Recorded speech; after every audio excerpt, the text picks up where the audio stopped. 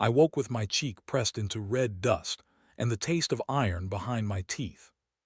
For one confused breath, I thought the executioner had dropped me. Then I heard royal guards laughing above me, smelled cattle smoke drifting over Nambara's mud-brick walls, and saw the roots of the Great Baobab twisting through the earth like the knuckles of a buried giant. I knew those roots. I knew that morning.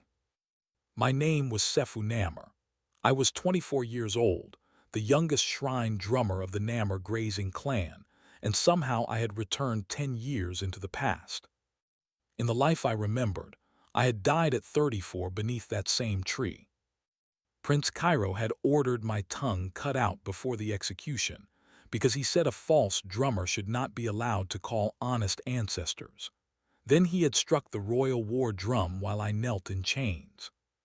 The last thing I had heard before the spear entered my back was a second beat hiding beneath the first. Not an echo. A warning.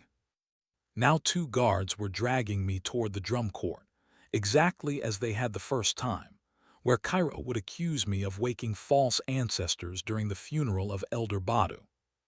That accusation would destroy my family. By sunset, my clan would lose 83 cattle in the western grazing fields. Within 2 years, my mother would die in a drought camp.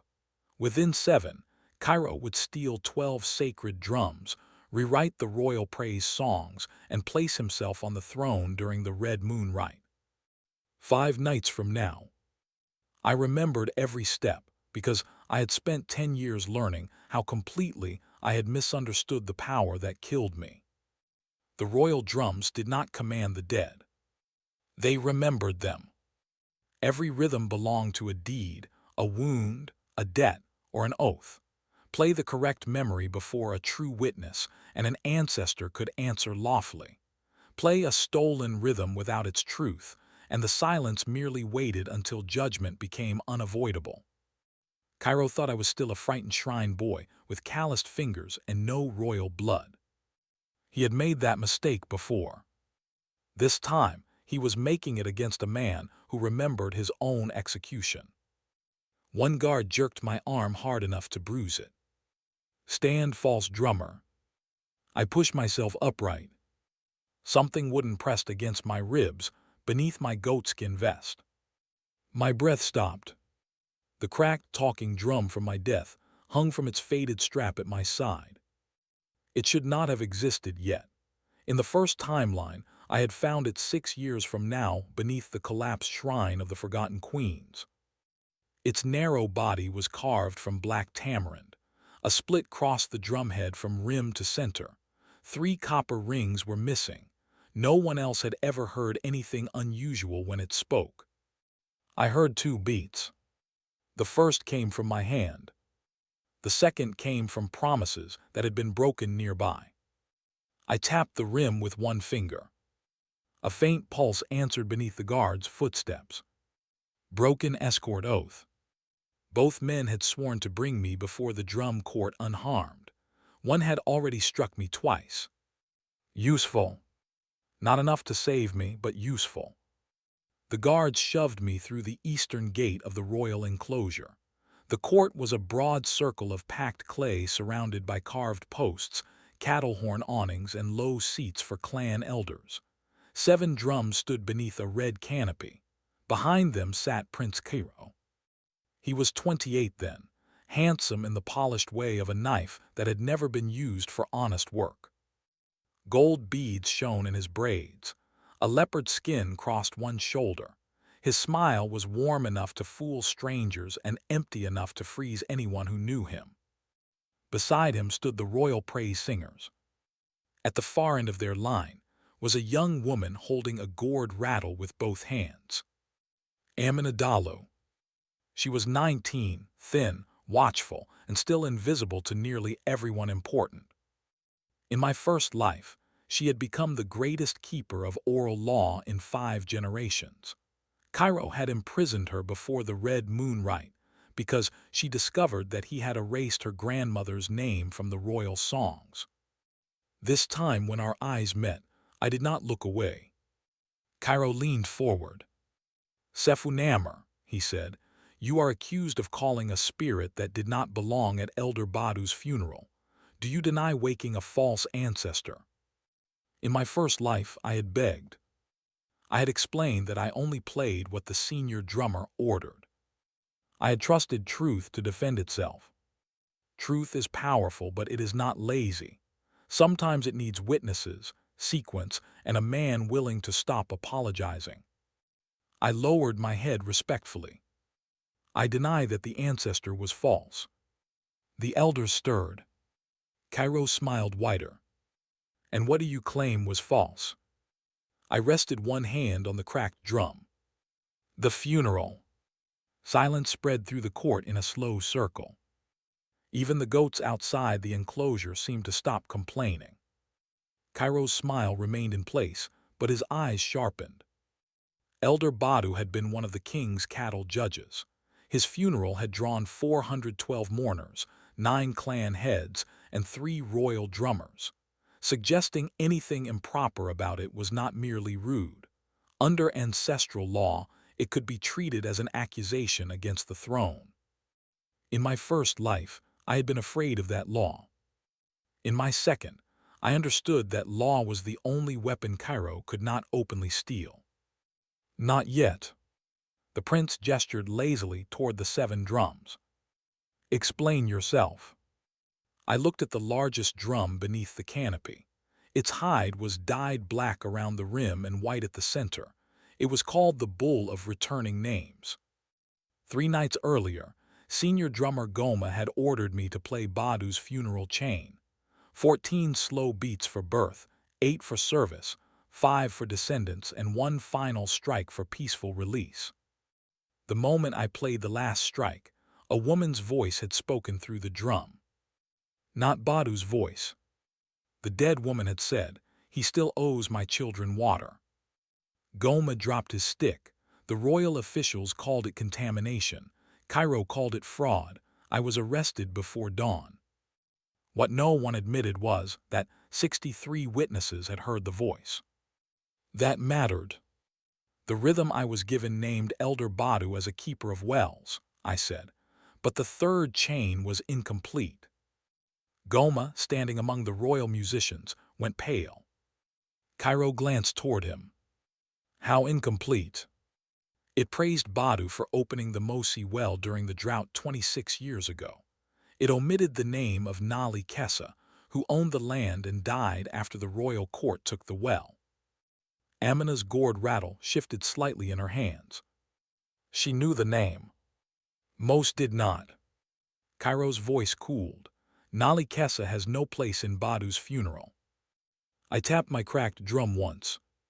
The first note sounded dry. Beneath it came the soft hidden beat only I could hear. Broken water oath. I almost laughed. 10 years of royal lies, and the first one had been sitting in front of everyone inside a funeral song. Then let the witnesses say so, I replied. Kairo's brow moved by the width of a grain. The old ancestral courts were built around true witnesses. A witness did not need rank. A witness needed direct memory and the courage to stand beneath a listening drum. Royal practice had slowly replaced them with appointed speakers, because appointed speakers were easier to feed. But the old law had never been repealed. It had merely become inconvenient. Kairo waved one hand. You are the accused, you do not set the court. Of course not. I bowed again. I only ask that the court follow the accusation exactly. That was my first act of malicious obedience. Kairo had accused me of waking a false ancestor. Under drum law, falseness could only be established by comparing the called memory against living testimony. If he refused witnesses, he could punish me as a disorderly drummer, but not as a spirit fraud. A disorderly drummer lost his shrine post for 1 year. A spirit fraud lost his clan name, property rights, and sometimes his life. The prince wanted the larger punishment because he needed our western grazing lands. 3 hidden salt springs lay beneath them. They would be discovered in 18 months. I remembered that too. Kairo looked toward the elders, pretending the decision was theirs. Most avoided his eyes. Then Amina stepped out of the singer's line. "I know a witness," she said. The chief praise singer hissed her name, but she continued. "My grandmother, Yaradalo, learned the drought songs from Nali Kessa herself." Kairo gave her the smile he used before ruining someone politely. "Your grandmother's name does not appear in the royal record." "No," Amina said, "it was removed." The hidden beat under my drum became louder. Erased witness. There it was. A second broken promise. Kairo had not begun stealing drums yet, but he had already started weakening the songs that made them lawful. I looked at Amina and saw the same stubborn stillness I remembered from the prison yard in my first life, 8 years from then, when she had refused to praise Kairo even after 11 days without proper food. I had known she would become powerful.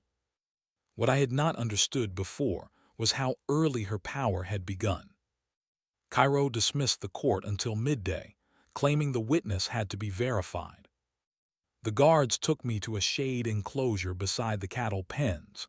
This time, neither struck me. They had heard enough to remember their escort oath. Amina passed the fence 17 minutes later, carrying a water bowl. She knelt as though adjusting her sandal. "You should be dead," she whispered. "Not for another 10 years." She stared at me. I realized that was perhaps too honest. So I added, "Unless we are careless." Her eyes moved to the cracked drum. "That drum was not on you yesterday." "No."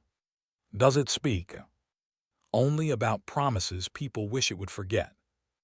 Amina looked toward the court.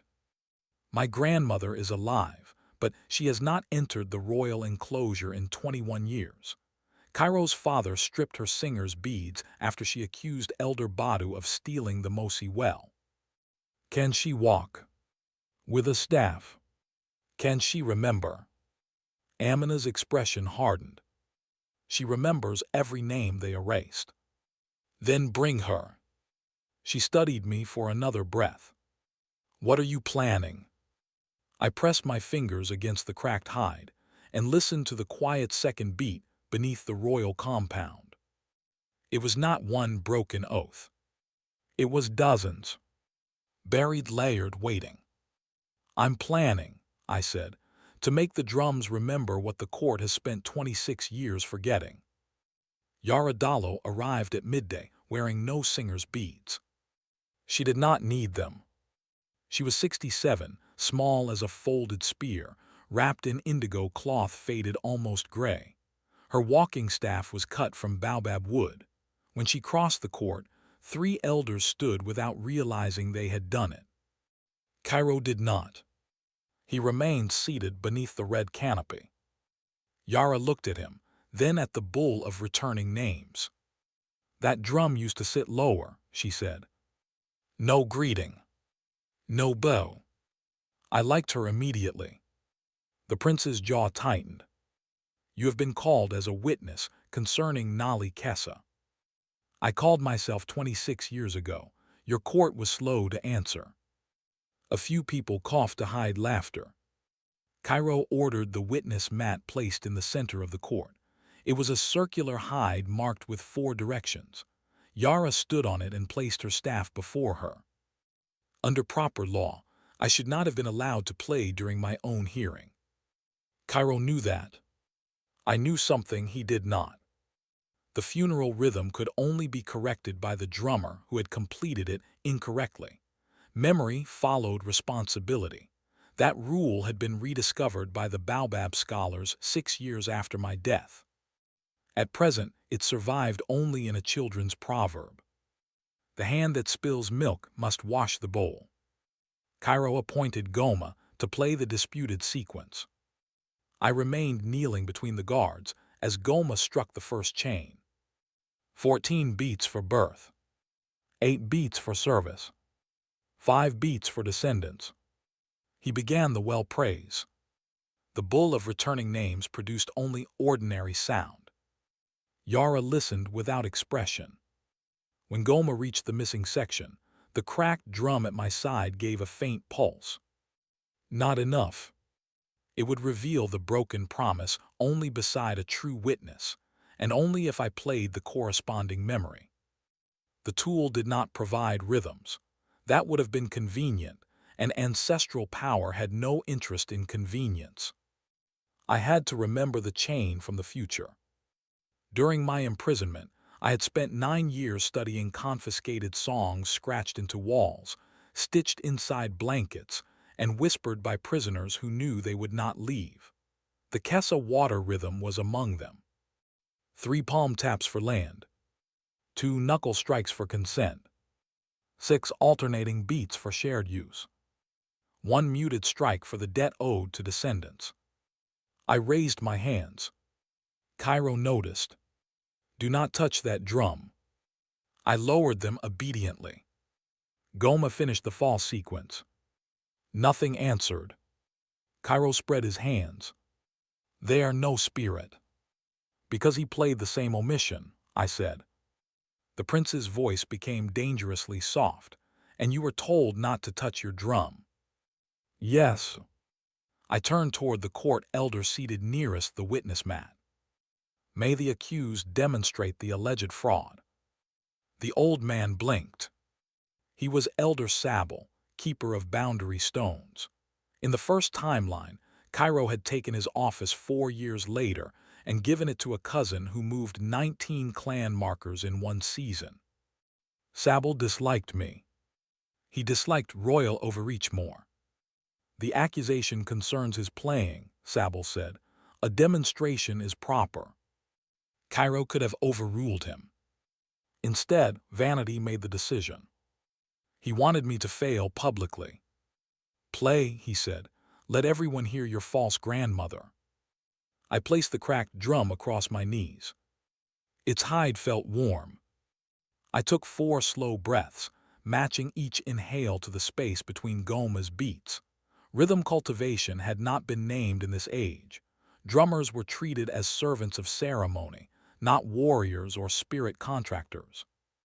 In the future, I had learned the body was the first drum. Breath stretched the hide. Memory tightened the chords. Truth struck the note.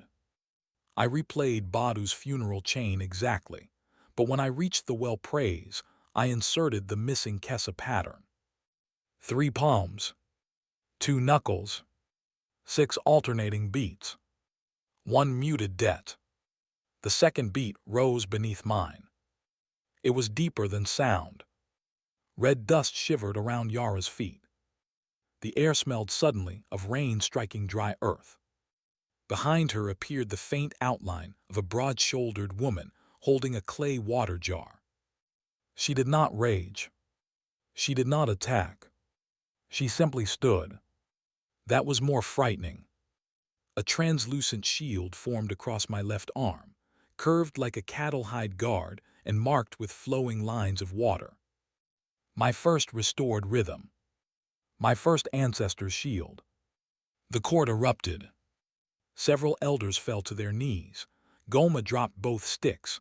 One guard stumbled backward and grabbed his spear. Kairo stood. His face had lost its charm. Yara looked at the spirit and whispered, Nali. The ancestor raised one hand and pointed toward Elder Badu's eldest son. The man's skin turned gray. Yara spoke the memory clearly. Nali Kessa gave the Mosi well to all drought families for 7 seasons. Badu swore her descendants would receive 1 calf from every 20 born on the western range. The royal court recorded the water and erased the payment. The shield on my arm brightened. A drum did not prove every detail by itself. It recognized a memory chain. The witness supplied the living truth. Together, they formed ancestral evidence. Kairo understood that before most people did. He stepped down from his platform. This hearing concerned Sefu, not a 26-year-old cattle dispute. The spirit answered, Elder Sabel said, to an unauthorized rhythm. I met Kairo's eyes. You accused me of waking a false ancestor. Would you like to withdraw the accusation?" That trapped him neatly. If he withdrew it, he lost the legal excuse to seize my clan's land. If he continued, Nali Kessa's testimony entered the royal record. His pride chose for him. The accusation stands. I bowed. Then so does the witness. By late afternoon, the court cleared me of spirit fraud. Kairo still suspended me from royal ceremonies for 30 days, claiming I had used an unregistered drum. I accepted without protest. He thought he had removed me from the Red Moon Rite. What he had actually done was release me from royal supervision for the exact 5 nights I needed. As the guards returned my belongings, Kairo approached close enough for only me to hear. "You found an impressive trick." "It is not a trick." His gaze settled on the cracked drum.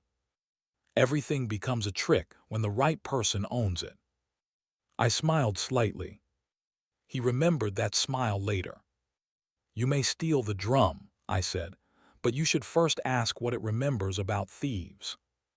By sunset, Amina and I had left the royal enclosure with Yara walking between us. Kairo sent 4 riders after us, officially to ensure Yara returned safely. Unofficially, they counted every turn we made. So we went nowhere secret. That was the advantage of knowing the future. I did not need to hide places people had already decided were useless. The Namar shrine stood 2 miles south of the city beside a grove of thorn trees and 3 weathered ancestor stones. Our clan had served as funeral drummers for 11 generations, which sounded prestigious until you learned we were paid mostly in millet, sour milk, and promises. The senior shrine keeper, my Uncle Temu, met us at the gate. He looked older than I remembered. In my first life, the shame of my conviction had bent him within a year. He had died during the second drought after giving his water ration to my younger cousins. This time, he saw the ancestor shield fading from my arm. Then he slapped me. Not hard. Just enough to confirm I was real. "You challenged a prince before breakfast," he said. "Could you not begin your day by sweeping?" "I was arrested before sweeping. A disciplined man would have swept earlier." Yara laughed. Inside the shrine, Amina told us what she knew. For 8 months, Kairo's servants had been collecting old praise songs from clan singers. They claimed the king wanted a complete royal archive before the Red Moon Rite. In reality, any song that mentioned debts owed by the royal line was being shortened or replaced. 7 shrine drums had disappeared. 3 cattle clans had been ordered to surrender ancestral instruments for repair. Amina's grandmother's name had been removed from 14 songs. Kairo was not merely stealing power. He was editing the conditions under which power could answer. That would have worked against ordinary ceremonial drums. Repetition shaped public memory. After 2 generations, a changed song often became accepted as truth. But the Red Moon Rite did not rely on public acceptance. It called the Baobab Court. 99 ancestral spirits linked to the founding oaths of the kingdom. In my first timeline, Kairo had appeared to awaken them. I had watched from prison as 99 shadows rose around the royal court and bowed. Years later, I learned the shadows were not ancestors. They were forced memory husks created by beating stolen drums in a single command rhythm. The real Baobab court had remained silent because the required oath chain was incomplete. Kairo had mistaken silence for surrender. The real rite required every active royal oath to answer, including broken ones. Especially broken ones. "We have 5 nights," I said. Amina frowned. "Until the Red Moon. Until Kairo seals his own rejection." I explained only what we needed. We would gather true witnesses tied to 7 erased rhythm chains. Those 7 would let me rebuild the protective war dance once used by village defenders before the royal army existed. With the war dance, I could stand inside the Red Moon court long enough to complete the 99 oath chain. Without it, Cairo's guard would drag me away after the 3rd beat. Uncle Temu stared at the cracked drum. "You speak as though you have done this before." I watched it fail once. That answer was true enough. Our first opportunity came before midnight. 2 cattle families arrived at the shrine arguing over 16 missing cows. The Duma family accused the Kesho brothers of cutting the eastern fence and driving the herd across the river. Normally, Uncle Temu would have sent them to the royal cattle judges.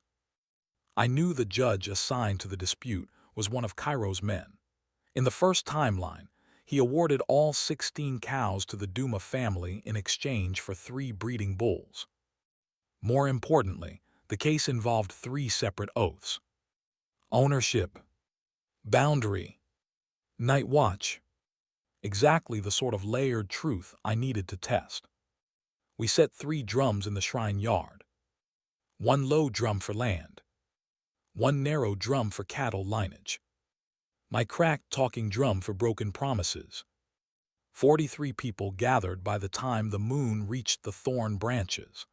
Cattle disputes were the kingdom's favorite entertainment after weddings and public disgrace.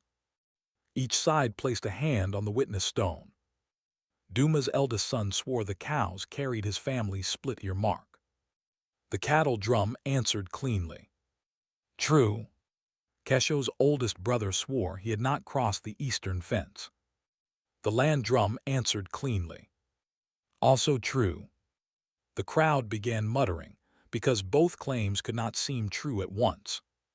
That was where ordinary judges stopped listening. I remembered the future method. Truth was not a single line, it was a rhythm chain. I played the ownership pattern first, then the boundary pattern, then the night watch oath. The first drum spoke. The second held steady. The cracked drum released its hidden beat like a stone dropped into a well. Broken guardianship. A 15-year-old Duma nephew began trembling. He had been assigned to watch the herd. He fell asleep after drinking honey beer. The cows broke the southern fence by themselves, crossed the river, and entered Kesho land from the west. No theft. No cut eastern fence. Just 1 embarrassed boy and 16 cattle with better judgment than the adults accusing each other. The crowd laughed until the boy cried. I stopped them. He broke a watch oath, I said. He did not steal. Repair should match the damage. The Duma family paid for the trampled millet. The Kesho brothers returned the cows. The boy agreed to tend both families' calves for 30 mornings. 3 patterns. 1 false accusation exposed. No blood. No royal judge collecting bulls. My second milestone arrived before dawn, and it spread through the grazing camps faster than any official announcement. By breakfast, people were calling me the drummer who could separate lies without breaking families. By midday, Kairo had heard. By afternoon, he sent an order. I was forbidden to judge another dispute. I read the order twice. Then I obeyed it exactly. I stopped judging. I began witnessing. There was a difference.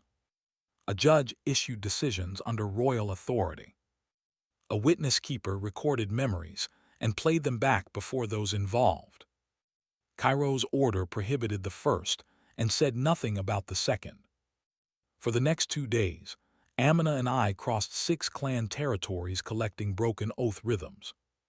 We traveled with Yara, Uncle Temu, and 2 donkeys carrying water, millet cakes, spare hides, and 11 drums of varying quality. The savannah had turned gold beneath the dry season sun. Herds moved like dark rivers between thorn ridges.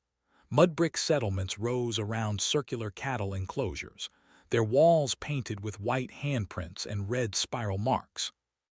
Everywhere we went, people had a memory the royal songs had misplaced. At the Mira shrine, an old herder named Liko remembered the oath that royal soldiers would never take milk cows during a drought. Cairo's collectors had taken 9. At the Sani Grove, 3 sisters remembered that their grandmother forged spearheads for the king's grandfather and was promised grazing access at the northern pools. The access had been revoked. At the river settlement of Jalo, 28 potters remembered a tax promise: 1 clay vessel in 20, not 1 in 8. Each broken oath had a rhythm. Some were only 5 beats. Some required 4 drums and a response chant. Amina carried the words, I carried the pulse. Yara corrected both of us whenever pride made us careless. An ancestor is not a goat you lure with salt, she said after I rushed a shield rhythm. You are remembering a person. Leave room for them to arrive. The cultivation method grew clearer with every chain. I inhaled for 4 counts, held for 2, exhaled across 6 strikes, then let the final beat rest inside my chest. Each lawful memory left a trace. Nali's water rhythm strengthened my forearms and ribs, forming the ancestor shield when danger approached. Liko's drought oath steadied my breath, letting me endure heat without losing rhythm. The potter's tax chain hardened my palms and gave each strike a deep carrying force. None of it looked impressive beside a spear master splitting a post. That was why no one respected shrine drummers. Our strength did not arrive as lightning. It arrived as one more breath when others panicked. One steadier hand when a line broke. One remembered obligation that power could not deny. Kairo made his second major mistake on the afternoon before the 3rd night. He sent 12 royal guards to seize our drums. Their captain presented a clay seal ordering all unregistered sacred instruments transferred to the palace before the Red Moon Rite. I recognized him. Captain Mosi Raka. In the first timeline, he had led the soldiers who confiscated our herd. He was not a cruel man. That almost made him worse. Cruel men admit choice. Mosi hid behind orders as though obedience erased fingerprints. He looked at our 11 drums and pointed. Those come with us. I handed him the clay order. He seemed surprised by my cooperation. Amina did not. She had learned the shape of my silences. Please take every drum listed, I said. Mosi examined the seal. All sacred drums in your possession. Exactly. We gave him 10. I kept the cracked talking drum across my shoulder. He pointed at it. That one too. It is not sacred. It called a spirit in the royal court. So did I. The order does not classify me as an instrument. One guard snorted. Mosi did not. He reached for the drum. I stepped back once. Captain, you swore the Baobab escort oath when you took command, did you not? His hand stopped. Every royal captain swore 7 service promises. The 4th stated that no witness-bearing object could be seized before testimony was completed unless the court named the testimony false. Cairo's accusation against me still stood. So did my active testimony concerning Nali Kessa. The cracked drum was evidence. Mosi's own command oath protected it. You are free to take it, I said calmly. But the moment you do, your 4th service oath will answer during the Red Moon Rite. The captain stared at me for a long time. Then he withdrew his hand. Kairo received 10 ordinary drums. We kept the only one that mattered. That evening, the prince summoned me privately. His reception courtyard was lit by 40 oil lamps and perfumed with crushed myrrh. Musicians played softly behind a reed screen. Servants brought roasted goat, dates, and milk cooled in buried clay jars. He thought comfort would make corruption feel civilized. Kairo dismissed everyone except 2 guards. You have created unnecessary excitement, he said. I have played drums. You have encouraged common families to question royal memory. They already questioned it. I merely improved the rhythm. He poured milk into 2 cups. I could restore your shrine position. I could grant the Namar clan 200 cattle and permanent rights to the Western Range. That was more wealth than my family had held in 4 generations.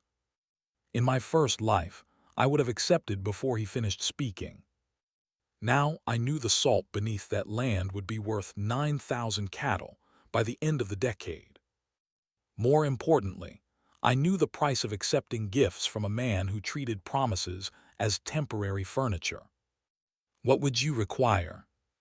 Bring me the cracked drum, stand beside me during the Red Moon Rite, play the rhythm I give you. There it was. He could steal instruments. He could rewrite songs. But he needed a lawful drummer to open the Baobab court. A person could not be forced into an ancestral contract. The hand had to accept the rhythm. I lifted the milk cup but did not drink. What rhythm? The Royal Ascension chain. Which version? His eyes hardened. The current version. I set the cup down. There is no current version. There is only a complete one and a broken one. Kairo leaned toward me. You think old stories make you powerful? No, I think remembered obligations make everyone accountable. He smiled again, but the charm was gone. You have 3 nights before the rite. After that, your clan's land will belong to the crown. I stood. Then I suggest you enjoy the next 3 nights. At the gate, Amina waited in the darkness. She had counted the guards and mapped 2 exits before I arrived. What did he offer? 200 cattle. Her eyebrows rose. What did you say? No. That must have hurt. Terribly. She smiled. Then her expression turned serious. Cairo's collectors brought 2 more drums into the palace tonight. He now has all 12 stolen instruments from your future. I looked up at the moon. 3 nights remained. The trap had begun closing. Kairo simply had not realized he was inside it. On the 4th day, we began building the 7-rhythm war dance. The dance had last been performed 143 years earlier, when raiders crossed the southern escarpment. Royal historians described it as a primitive battle frenzy. They were wrong. It was a moving contract. 7 ancestral rhythms protected 7 vulnerable parts of a community. The children, the cattle, the water, the food stores, the healers, the boundaries, and the memory keepers. Each rhythm required a living representative. That was why a king could not perform it alone. Power borrowed from ancestors was never meant to make one person greater than everyone else. It made one person responsible to everyone standing behind them. We gathered at the Great Baobab after sunset. Not inside the royal enclosure. On the open side, where its roots rose above the ground in 9 enormous ridges. Our representatives arrived quietly. Liko came for the cattle. The 3 Sani sisters came for the boundaries. A potter named Farah came for the food stores. Uncle Temu stood for the memory keepers. A healer called Mother Essie represented the wounded. Yara stood for water because Nali Kessa's descendants had chosen her. Amina stood for the children, though she was only 19, because 36 young singers had begun following her erased name lessons. I stood in the center with the cracked drum. The first attempt failed. On the 4th rhythm, my breathing broke and the borrowed strength collapsed. I fell hard enough to split my lip. The 2nd attempt lasted 61 beats. The 3rd reached 83. By then, my arms shook so badly I could not lift them. Rhythm cultivation had a simple cost. The body had to carry every promise it invoked. 7 ancestors did not merely lend strength. They pressed their unfinished duties into my muscles, lungs, and bones. If my intention shifted toward pride or vengeance, the rhythm became uneven. Yara struck my ankle with her staff. You are imagining Kairo's face. I dislike his face. The ancestors are not here to improve your mood. Amina sat beside me and handed me water. Try thinking about the people behind you instead of the man ahead. That annoyed me because it was correct. On the fourth attempt, I stopped picturing the throne. I pictured my mother in the first timeline, trading her copper bracelets for 2 bags of millet after our land was taken. I pictured Uncle Temu giving away his water. I pictured 28 potters paying a tax no law had approved. I pictured Amina in prison, reciting erased names into darkness so they would not disappear. My breath settled. The 7 rhythms linked. The war dance entered my feet first.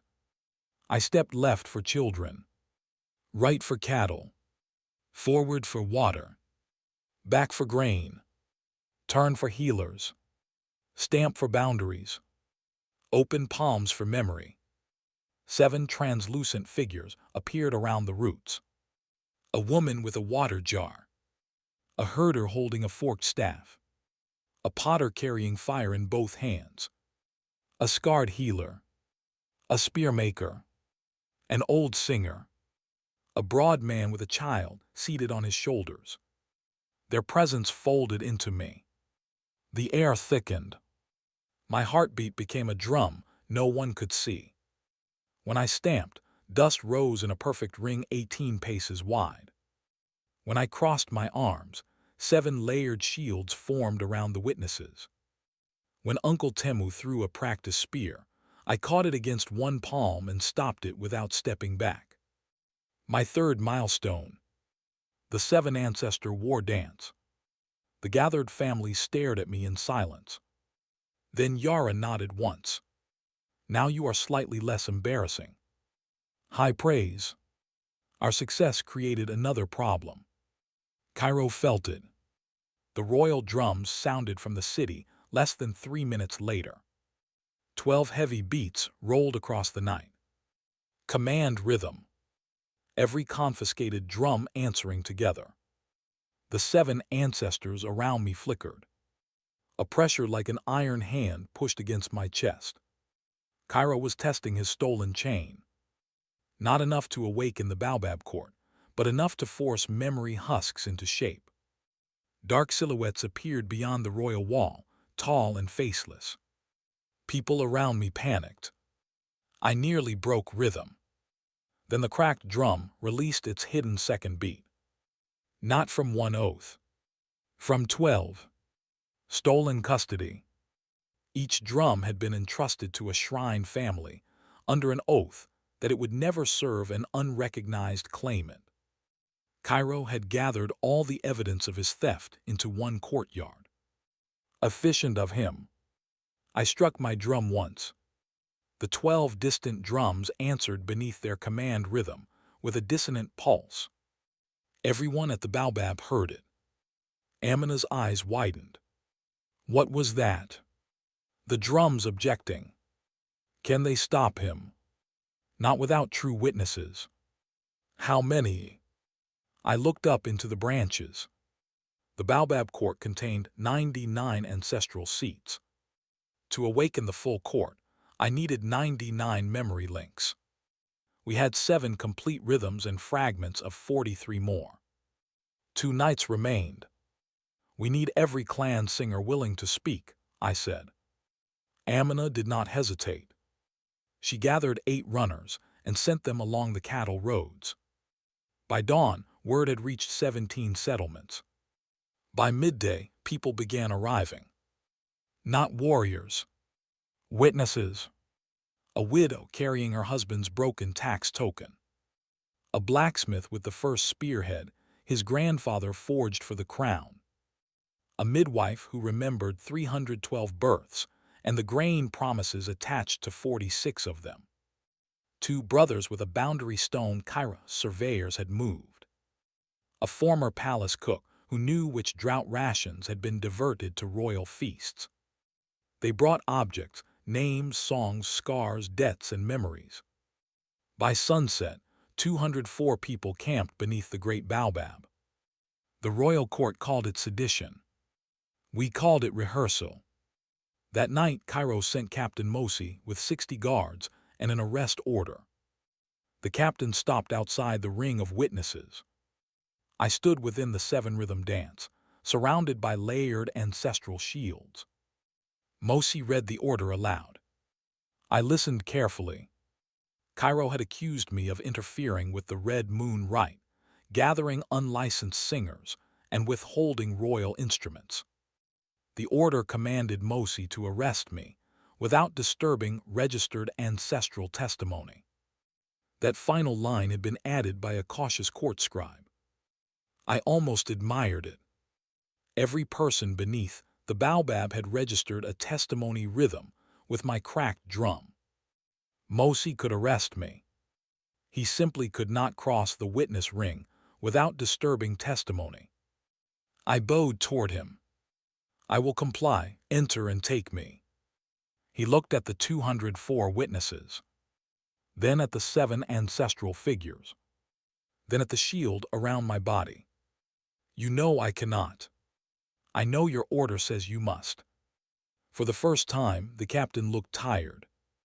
What do you want, Sefu? The rite performed lawfully. And if the prince refuses, then tomorrow night, 99 ancestors will explain legitimacy to him. The final day began with royal drums before sunrise. Cairo announced that the Red Moon Rite would start 3 hours early. A reasonable tactic. If he began before our witnesses entered the court, he could establish his false recognition and call any later challenge rebellion. It would have worked if I had learned about the schedule change through ordinary messengers. I remembered it from my first life. Cairo had always moved the rite forward. The announcement merely confirmed he was following the same path. We had 9 hours. Amina organized the witnesses into groups of 11. Yara assigned each group a praise chain. Uncle Temu checked drum tension while 6 potters heated hides over small fires to tighten them against the morning damp. I prepared the 99-beat sequence. Not every ancestral seat required a separate drum. The baobab court was built like a great oral braid. 7 foundation rhythms opened 7 lines. Each line carried 14 memory links, and the final beat named the living claimant. 7 times 14 gave 98. The claimant made 99. Cairo believed the final beat was a declaration. I am king. It was not. It was a question. Who stands responsible? That single misunderstanding had destroyed the kingdom in my first timeline. He thought the ancestors bowed to authority. They were waiting for accountability. By midday, 317 witnesses had gathered. Only 99 were needed, but extra truth is rarely a burden. Then Amina brought me the last missing link. Her grandmother's song. Yara had taught it to her beneath the eastern roots, away from every other ear. The rhythm belonged to Dina Dalo, Amina's ancestor, who had served as praise singer to the kingdom's first queen 302 years earlier. Dina's oath gave singers the right to interrupt any royal rite when a lineage name had been erased. That was why Cairo removed the Dalo family from the songs. He had not erased them because they were unimportant. He had erased them because they held the legal right to stop him. Amina's hands trembled as she showed me the pattern on her gourd rattle. 2 soft shakes. 1 silence. 5 heel taps. 3 spoken names. Then the interrupting strike. You must perform it, I said. Her face tightened. I am not registered in the royal singer's line. Dina's oath predates registration. They will arrest me. Probably. That is not comforting. I am trying a new method based on honesty. She laughed despite herself. Then she looked toward the city. If I interrupt, you will have 12 breaths before the guard reaches us. I only need 9. What happens in the other 3? I become nervous. By late afternoon, we moved toward the royal enclosure. No one carried a spear. That was important. Kairo wanted rebellion because rebellion could be answered with force. Witnesses carrying drums, staffs, bowls, tools, and memory tokens were far more dangerous to him. The city streets filled. People climbed mud brick roofs and cattle walls. Market sellers abandoned their stalls. Children followed until parents dragged them back. At the eastern gate, 80 royal guards blocked the road. Captain Mosi stood before them. He held a new order. This one commanded him to deny entry to all unregistered witnesses. Amina stepped beside me. Yara planted her staff. I listened to the cracked drum. The hidden beat came clearly. Broken public access oath. The Great Baobab was older than the royal walls.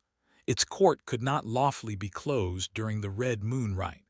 Every free household had the right to send one witness. Kairo had forgotten that because no ruler had tried to exclude the clans in 96 years. I spoke loudly enough for the street to hear. Captain, is the right public under the founding oath? Mosi looked at the order. Then at the crowd. Yes. Does the prince's seal outrank the founding oath? No. Behind him, one guard lowered his spear. Then another. Mosi tore the clay order in half. Open the gate. Kairo lost 80 guards without a fight. That was the moment his certainty began to crack. We entered the enclosure as the sun lowered red over the savannah. The royal drum court had been transformed.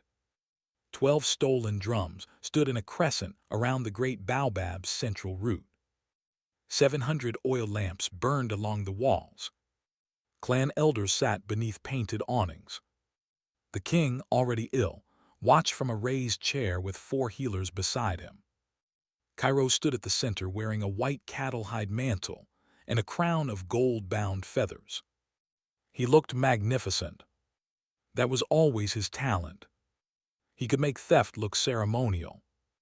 The chief praise singer began the official lineage song. Amina flinched when her grandmother's place passed in silence. Kairo raised both hands. The stolen drums thundered. One command beat. Then 12. Then 24. Dark ancestral shapes rose around him. The crowd gasped. The figures bowed. Kairo smiled at me across the court. He believed he had won. I heard the second beat beneath every drum. Broken custody. Erased names. Unpaid cattle. Stolen water. Moved boundaries. False praise. 98 unfinished promises circling one man in royal cloth. Amina stepped onto the witness path. The chief singer shouted at her to stop. She shook the gourd twice. Silence. 5 heel taps. Then she spoke 3 names the royal song had erased. Dinadalo, Yaradalo, Aminadalo. She struck the gourd against her palm. The interrupting beat cracked through the court. Every royal drum stopped. We had 12 breaths. I entered the circle. Kairo pointed at me. Remove him. No one moved. Captain Mosi stood beside the gate with his hands behind his back. I took the first of my 9 breaths. Then I began to play. The foundation rhythms opened one by one.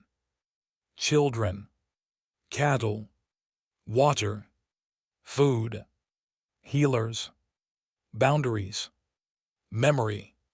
7 pale ancestral figures rose behind me. Kairo struck the largest stolen drum with both hands. His command rhythm slammed into my chest. The 7-rhythm war dance caught it. My feet moved across the clay. Left, right, forward, back, turn, stamp, open palms. 7 shields layered around the witness path. The royal guards who remained advanced 3 steps, and stopped as the air hardened before them. I did not attack. I did not need to. I played the first memory line. 14 ancestors answered. Not as shadows. As people. A one-eyed cattle woman holding a calf. A potter with burned arms. A boy carrying water jars. A healer with white beads around his wrist. Each appeared beside a living witness, whose memory completed the rhythm. The crowd stopped cheering for Kairo. I opened the second line. 14 more. Kairo ordered the chief singer to drown me out. The man began the altered royal praise song. Yara lifted her staff and spoke the missing names between his verses. Amina repeated them. Then 43 other singers joined. The corrected song spread through the court. The chief singer faltered because every omission had become audible. I opened the third line. The air beneath the baobab grew cold. 42 ancestors now stood in the circle. Kairo's dark memory husks began to distort. Their faceless heads turned toward him. He struck harder. You answer the royal blood. The cracked drum released a second beat so powerful that the oil flames bent outward. The ancestors did not move. I continued. The fourth line carried debts owed to craft families. The fifth carried grazing promises. The sixth carried protections granted to shrines, widows, and oath witnesses. By the 84th beat, my hands were bleeding from split skin. My breath shortened. Each ancestor added weight. The 7-rhythm dance kept my knees from buckling, but only barely. Kairo saw the strain. He smiled desperately. You cannot finish. He was right about one thing. I could not finish alone. That was the entire point. I looked at Amina. She raised her gourd. The witnesses answered in groups of 11, each completing the final response in their chain. The weight shifted. Not away from me. Across us. 317 living voices carried the memory together. I opened the 7th line. 98 ancestral spirits stood beneath the Great Baobab. The court no longer felt like a royal enclosure. The mud walls, painted awnings, guards, lamps, and gold ornaments became small beneath that presence. The baobab branches moved though no wind blew. The king rose from his chair, with tears running down his face. Kairo stood inside the crescent of stolen drums. His white mantle had darkened with sweat. The 98 ancestors turned toward him. He lifted his chin. I am Kairo, son of King Barrow, chosen heir of Nambara. I command recognition. There it was. The final beat. The claimant's answer. Wrong. The founding question moved through the roots, through the drums, through my bones. Who stands responsible? I struck the cracked drum once. The 99th seat opened. It was not occupied by a dead king. It was the living place of stewardship. A circle of pale light formed before the prince. Every broken oath answered at once. The Mosi water debt. The stolen cattle. The moved boundaries. The altered taxes. The confiscated drums. The erased singers. The false funeral. The hidden salt lands. Promises from 8 clans and 4 shrine lines rose around Kairo like cords. He tried to strike the royal drum again. Its hide split beneath his hand. The sound that came out was not thunder. It was refusal. The 12 stolen drums turned silent. Their painted royal markings peeled away, revealing the clan symbols beneath. Kairo stared at his hand. No. One word. No charm left. No ceremony. Just a frightened man discovering that status could not force memory to love him. The dark husks around him collapsed into dust. The true ancestors remained standing. The first Queen's Praise singer, Dina Dalo, appeared beside Amina. She touched 2 fingers to Amina's forehead. Golden singer's beads formed around Amina's neck. The crowd saw them. More importantly, the king saw them. Then Nali Kessa stepped forward. Water shimmered around her feet. She pointed at Kairo and spoke through every drum in the court. Unrecognized. The word rolled across the city. Kairo's feather crown split at the gold binding. The white mantle slipped from his shoulders. The royal seal hanging at his chest cracked into 3 pieces. Nothing struck him. No spirit tore him apart. No lightning fell. His title simply stopped being true. The guards lowered their weapons. The clan elders stood. 4 royal sponsors removed their bracelets of support. The chief praise singer knelt and covered his face. Kairo turned toward his father. The king looked older than he had that morning. "You altered the lineage songs," he said. Kairo pointed at me. "He corrupted the rite." I kept my voice calm. "I played the complete chain. Every witness can repeat it." Kairo looked around the court. That was when he understood the scale of his mistake. He had built his plan on stolen instruments and edited memory. I had built mine on people. He could seize a drum. He could imprison a singer. He could threaten a shrine. He could not erase 317 witnesses in a public court while 99 ancestors watched. He stepped toward me. The 7 shields rose. Kairo stopped before touching them. I gave him the warning he had ignored from the beginning. The drums were never yours to command. The Baobab court answered with one handbeat. Mine. All 12 royal war drums fell silent. Kairo was placed under ancestral restriction before midnight. That sounded gentle. It was not. Ancestral restriction meant he could not hold office, command royal guards, claim clan tribute, enter a shrine grove, sponsor a praise singer, or touch a sacred drum until every answered oath had been repaired. There were 98 of them. The cattle judges calculated the visible repayment first. 9 milk cows to Liko's clan. 16 calves to the Kessa descendants for each unpaid drought season. Restored grazing rights at 3 northern pools. Return of the 12 stolen drums. Repayment of excess pottery tax collected across 11 years. Compensation to 27 shrine families. The total reached 1,842 cattle, 600 grain baskets, 91 copper rings, and 14 parcels of royal land before the elders stopped counting for the night. The hidden salt beneath our western range was confirmed 4 days later. Kairo's land seizure order vanished with his title. He had planned to enrich himself by taking our poorest fields. Instead, his failed claim strengthened our ownership under public ancestral recognition.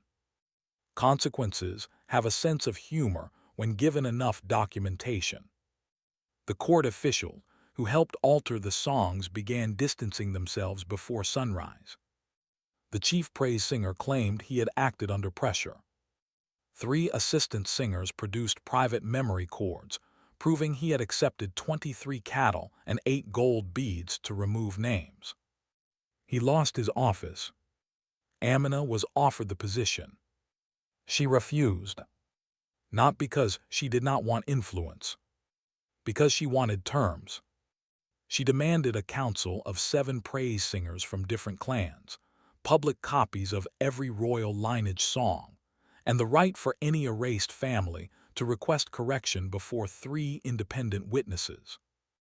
The king agreed to all 3 conditions. Amina became the youngest first memory keeper in recorded history. Yara pretended not to be proud. She criticized Amina's posture for 20 minutes and then cried behind the shrine. Captain Mosi testified about the illegal seizure orders. He expected dismissal. Instead, the elders removed him from royal command for 1 year and placed him in charge of returning confiscated instruments. He accepted without complaint. On the third day, he brought our 10 drums back personally. "I followed orders too easily," he told me. Yes. He waited for comfort. I did not provide false comfort. Then I added, "You stopped before the final order." His shoulders lowered slightly. People are not repaired by pretending their mistakes did not matter. They are repaired by giving them a lawful path to do better. Kairo tried several approaches. First, outrage. He claimed the rite had been manipulated by village superstition. That argument weakened when 99 ancestral impressions remained visible around the Baobab for 7 days. Then he tried negotiation. He sent me 50 cattle, 2 ivory bracelets, and a sealed promise of royal rank. I sent everything back except the promise. I registered that as evidence. Then he requested a private meeting. I agreed, but only beneath the Baobab with Amina, Yara, Elder Sabal, and 11 witnesses present. He arrived without royal clothing. For the first time, he looked his actual age. "I can repair the oaths," he said. "Yes. If you help me." "No." His jaw tightened. "You want me ruined. I want you responsible. You know the old rhythms. You could shorten the repayment chain. I could also place my hand in a hyena's mouth. Ability does not create wisdom." Amina coughed to hide a laugh. Kairo looked at me with something worse than hatred.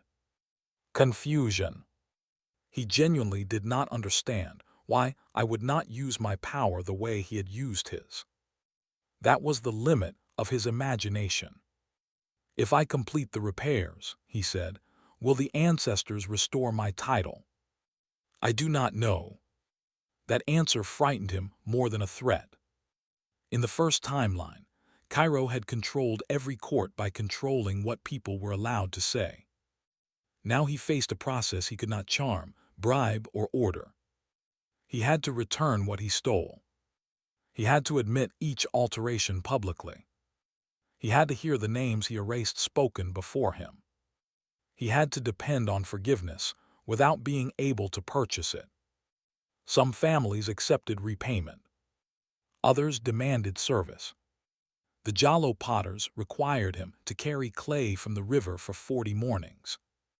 The Sani sisters required him to replace 19 moved boundary stones under the midday sun. Nali Kessa's descendants required him to open the Mosi well to all drought travelers permanently. He complied because the alternative was lifelong restriction.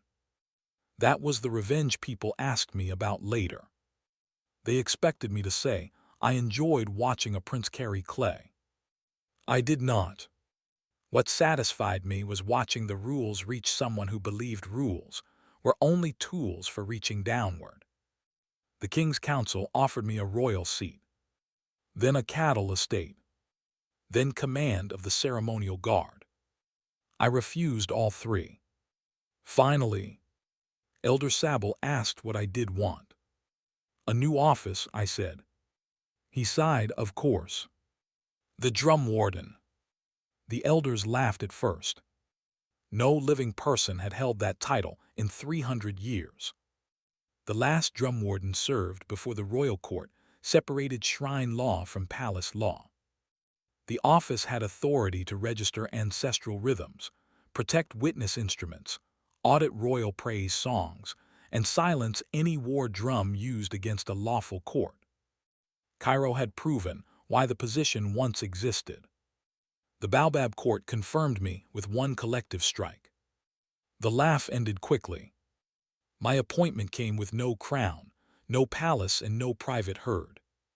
It came with 9 traveling drummers, 4 witness scribes, 2 donkeys, and responsibility for every disputed ancestral rhythm in the kingdom.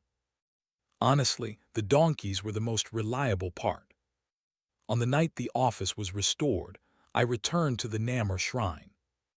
My mother was there preparing millet cakes, alive and annoyed that I had missed the evening meal.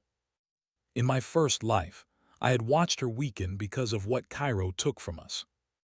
Now she grabbed my face between both hands and complained that royal recognition had made me thinner. I let her. Some victories are too large for speeches. The months after the Red Moon, Rite changed Nambara more slowly than people expected. That was good. Fast change makes impressive songs and terrible foundations. We registered 406 ancestral rhythms in the first year. 112 concerned grazing rights. 83 concerned marriage exchanges and unreturned cattle. 51 concerned shrine obligations. 30 involved royal taxes. The rest were an astonishing mixture of borrowed tools, disputed wells, forgotten adoptions, healer debts, seed promises, funeral mistakes, and one argument about a drum stool that had lasted 62 years. Not every ancestor appeared.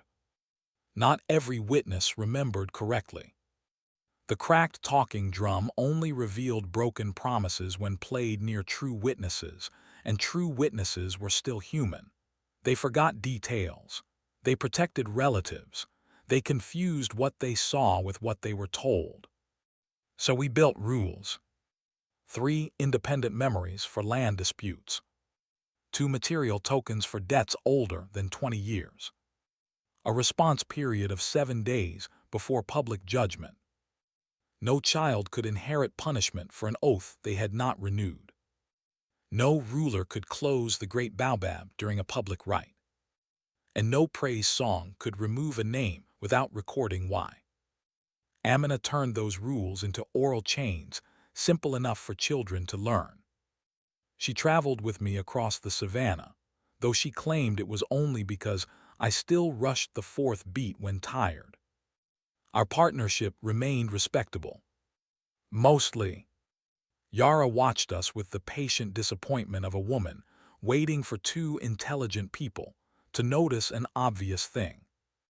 Cairo spent 3 years under ancestral restriction. He repaired 73 of the 98 answered oaths directly. 19 were transferred to royal institutions because the debt belonged to the office rather than the man. 6 could not be repaired. The families involved had scattered or died. For those, he funded public wells, shrine schools, and cattle shelters under names he had once erased. He never regained the title of heir. His younger sister, Princess Mala, completed the next Red Moon recognition honestly. She answered the final question not with a declaration, but with 4 words. I stand responsible here. The Baobab court accepted her. Cairo eventually became keeper of the Mosi well.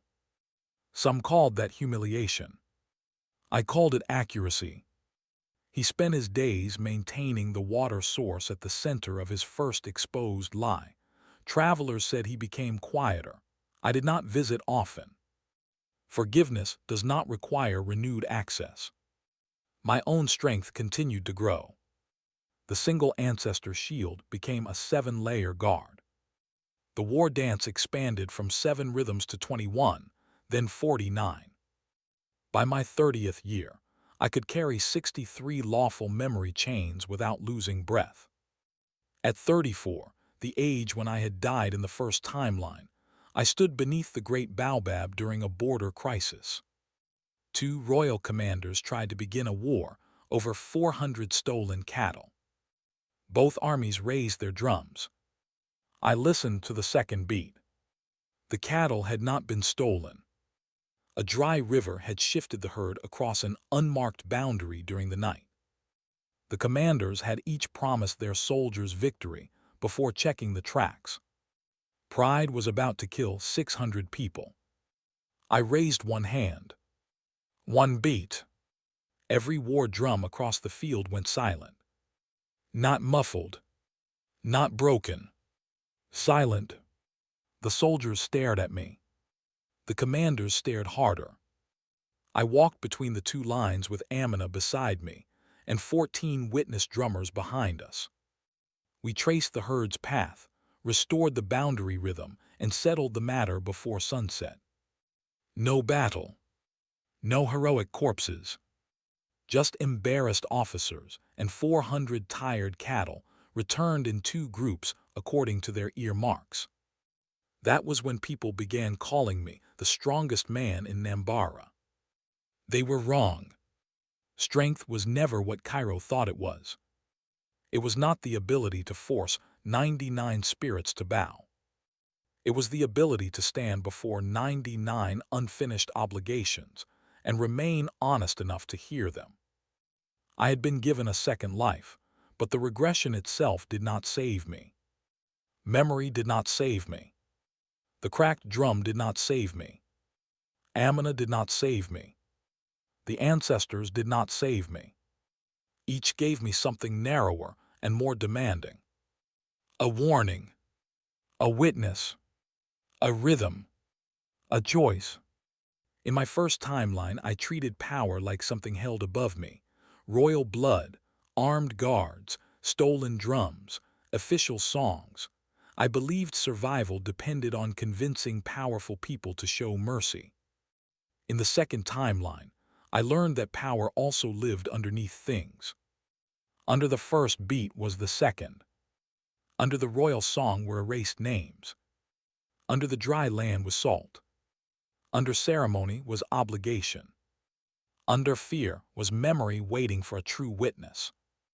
The cracked drum still hangs beside me. Its split has never healed. I could replace the hide.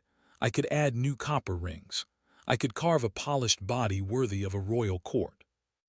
I never have. The crack is the reason I hear the hidden beat.